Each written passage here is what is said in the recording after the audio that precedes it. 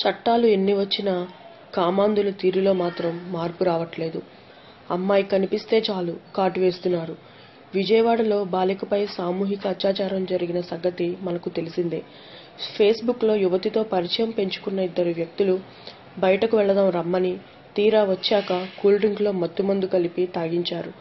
తాగించి బయటకు తీసుకొచ్చి వదిలేశారు.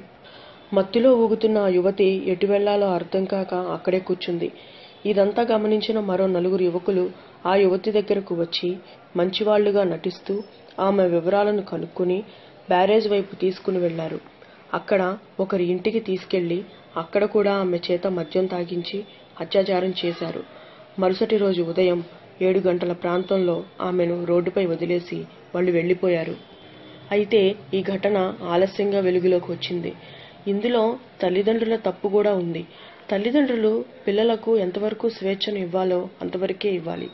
ఆడపిల్లలను చాలా జాగ్రత్తగా చూసుకోవాల్సిన బాధ్యత ప్రతి ఆడపిల్లల తల్లిదండ్రులపై ఉన్నది. మగపిల్లల తల్లిదండ్రులకు కూడా ఇది వర్తిస్తుంది. మగపిల్లలకు ఒక వయసు వచ్చాక స్వేచ్ఛను ఇచ్చేస్తారు.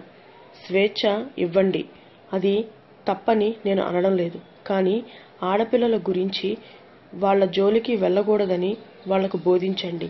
మంచిని చెప్పండి. అమ్మాయిలు అమ్మతో సమానమని చెప్పండి. వారిని ఏడిపిస్తే పుట్టగతులు ఉండవని చెప్పండి. ఎప్పుడైతే పిల్లలు తల్లిదండ్రుల హద్దుల్లో ఉంటారో అప్పుడే ఇలాంటి ఘోరాలని మనం చూడకుండా ఉంటాము. ఎన్ని చట్టాలు వచ్చినా ఏమి ప్రయోజనం?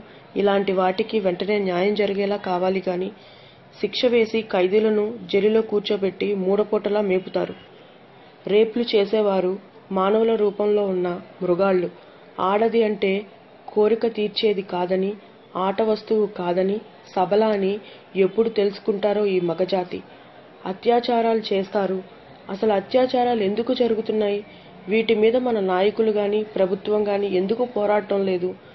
నిర్భయ చట్టం అయితే వచ్చింది కానీ ఇంకా అలాంటి ఘటనలే పునరావృతం అవుతుంటే ఎలా సమాజంలో ఆడపిల్లలకు ఆడవాళ్లకు స్వేచ్ఛ లేకుండా ఇంకెన్నాళ్ళు? ఇలాంటి ఘటనలకు పాల్పడే వారిని తక్షణమే సమాజంలో శిక్షించాలి. ఆ శిక్ష కూడా ఎలా ఉండాలంటే ఇంకొకడు ఇలాంటి ఘటనకు పాల్పడకుండా ఉండాలి. అలాంటి ఆలోచనే వాడికి రాకుండా చేయాలి. అలా ఎప్పుడైతే ప్రభుత్వం చర్య తీసుకుంటుందో అప్పుడే మన సమాజం బాగుపడుతుంది. ఈ వీడియో కనుక మీకు నచ్చినట్లయితే మా SRC టీవీను సబ్స్క్రైబ్ చేయండి.